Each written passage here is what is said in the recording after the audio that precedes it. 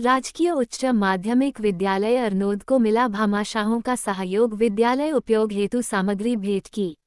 उदयपुर 11 मार्च 2025। राजकीय उच्च माध्यमिक विद्यालय अरनोद में भामाशाहों द्वारा विद्यालय उपयोग हेतु सामग्री भेंट की।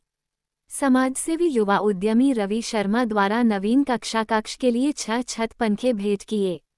बलवीर सिंह चौहान, प्रधानाचार्य राजकीय उच्च माध्यमिक विद्यालय कोटड़ी, श्यामलाल गायारी उप प्राचार्य स्थानीय विद्यालय, अजित सिंह राणावत प्राध्यापक मॉडल स्कूल नागदेड़ा के द्वारा अरनोद विद्यालय में इलेक्ट्रिक घंटी भेंट की गई।